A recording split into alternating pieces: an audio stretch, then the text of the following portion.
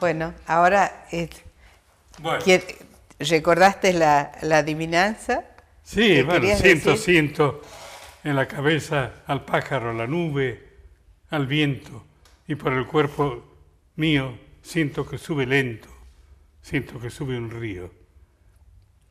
El grande intenta mentalizar mucho, complica la cosa, cree que hay una trampa. No hay ninguna trampa, es el árbol. Claro, Pero bueno, hay que recuperar ese lado y sí, lo que nos quede de creatividad de niño y de ingenuidad de niño, de poder mirar sin prejuicios. Lo que pasa es que nosotros ya tenemos muchos esquemas incorporados, fijados, y bueno, eso hace como una pantalla, un tamiz sí. para poder ver, ¿no? Con la misma transparencia que puede ver un niño. Y esto es una forma de liberación del pensamiento del niño, de la sumisión a los aparentes misterios de la realidad que le venden todos los días. Hay vendedores de misterios.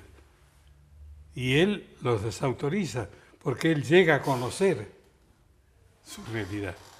Es una forma de liberación y una manera de enseñanza, con fichas didácticas y todo, ¿no? No lo han publicado. Ahí lo tengo todavía.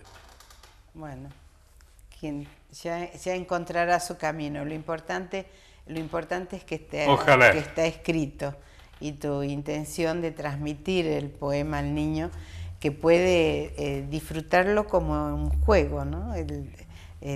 La lectura, la adivinanza, el jugar con el otro, con las ideas y las imágenes Bueno, que tiene.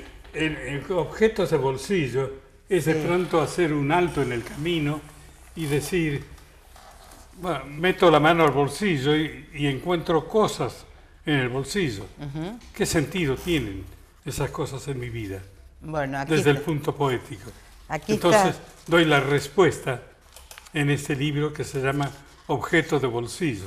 A ver, Que, la pelusa se llama ese. sí, uno de Lo los puedo tener. elementos que se encuentra El papel. dentro del bolsillo y no tienen explicación, es la pelusa. Es uno de los objetos de bolsillo y yo escribí,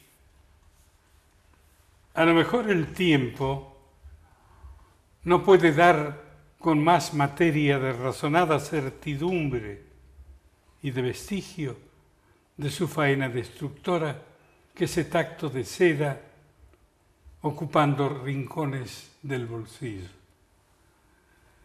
Desde el primer instante, el saco que me cubre desnudeces pulveriza su trama en un cierto algodón de oscuridades, sorpresa de los dedos, nutrida lentamente por costuras de hilos desflecados en redondo. Y es un objeto fulminante, jugando en las esquinas, el impalpable luto que irrumpe con plumas lo concreto y descubre averías, lesiones, menoscabo del mundo construido. Quede la hora en los relojes con sus marcas de número. El riesgo de marchar hacia la muerte también se deletrea en la pelusa. O sea, qué importante esta posibilidad Ver en todo la vida. de ver la vida hasta en ese pequeño objeto minúsculo, y que tendría que ver con claro. que tiene que ver con la vida y la muerte, como lo ponen, ¿no? Sí, sí, sí. Tienes otros que habla Y bueno, Santa Teresa de decía que estaba en los pucheros estaba Dios. en los que En los pucheros estaba Dios. en los pucheros estaba Dios. El celular. Sí, también, Bueno, hay muchos, hay muchos. también está el celular, ¿no? Sí. Minúsculos botones sueltan luces de azul enriquecido entre los dedos, recuperando voces por el aire encima de sombras y distancias. Instrumentan negocios sin moverte de casa, anudan milagros, los instantes con hilos invisibles, alfombras voladoras. Pienso más, sin embargo, en el aroma de jazmines, a punto de nostalgia del verano en un florero. La máquina celeste de los celulares gobierna el silencio con clics y murmullos para meterse en cualquier parte. No sirve cara a cara. Tiene sus ventajas, pero no me gusta. Pero no me gusta. Vivo entre emoción y peripecias. Dice, de rumbo enamorado hacia tu rostro, temblores que atestiguan el deseo, la perfección sonora con que dices un hombre sin ningún mecanismo. Claro, es el cara o la intermediación del teléfono que crea tanta distancia. Sí, son libros. Este libro está dedicado a la caña, ¿sí? A los cañeros. La carrera siempre tiene modelos, siempre tenemos modelos en todos los aspectos, en la familia, tenemos en la sociedad, tenemos en todos, tenemos las lecciones que nos da la muerte, la desaparición de la gente.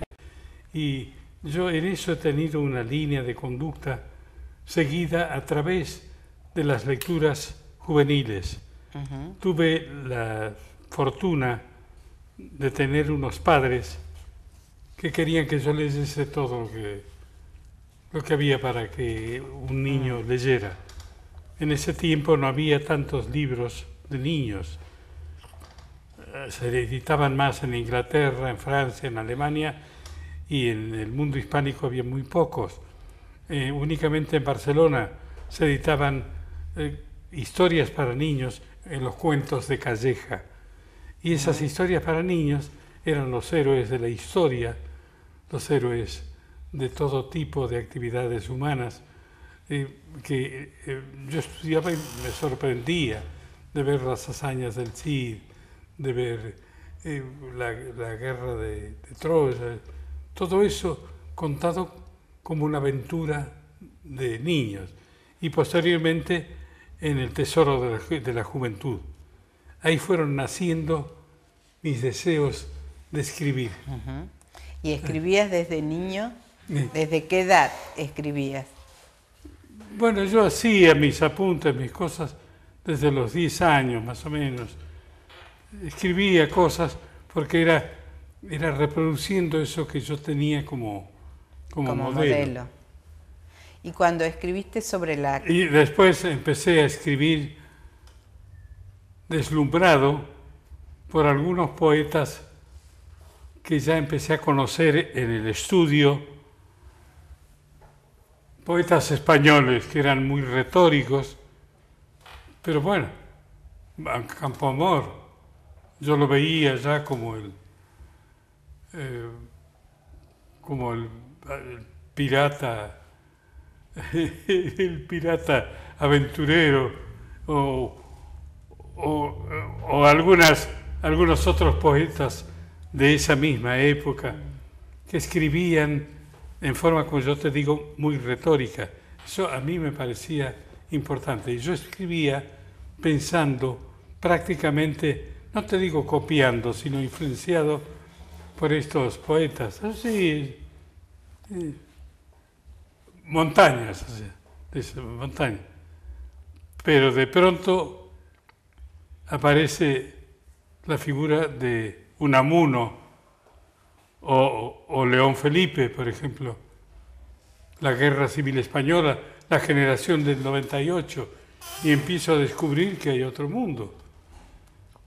Y ahí me empezaron a gustar los poetas y a leerlos y a sentirlos muy cerca.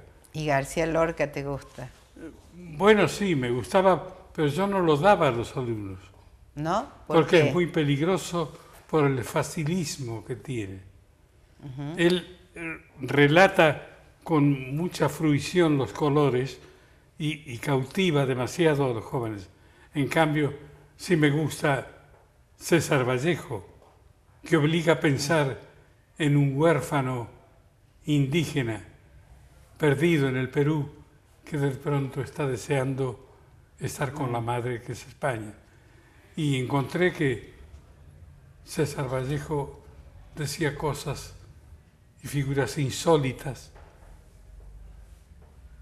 que yo descubría y me maravillaban. La imagen de una situación dada, de una situación que se presenta entre dos personas o de una persona en relación al trabajo, son motivo como punto de partida para la creación de tu poema. Cualquier cosa, puede ser. Claro, como veíamos la pelusa. Puede pero ser cuando pronto. estás pensando como punto de partida Sí, el hombre serio, con los sentimientos. Pero no tienes que situación. equivocarte que ese es el camino a Damasco, que eso es que eres el afortunado que va a llegar a la ciudad sagrada. No, es una forma de expresarte sobre esos motivos definitivos. Y eso me llevó a mí a una reflexión permanente, después con la generación del 28 y la generación de la Guerra Civil Española, eso me dieron... pero bueno, pues, sí. Un material impresionante para nutrirte y también para después crear. He leído como un loco desatado cuanto ha caído a mis manos. Todo. Tanto en algún momento incursionaste en otras formas de creación literaria. Claro, y descubrí que no era la mía. Ajá. La única atmósfera poética, que había otras, que había de pronto gente que vivían en un mundo distinto, totalmente distinto, junto a la soldadesca romana, y empezaban a escribir y a decir cosas que yo no había pensado en mi mundo, y que estaban ahí, y que eran otros poetas. Eso lo descubrí yo con Rumania. ¿Recuerdas alguna poesía rumana? No. Ay,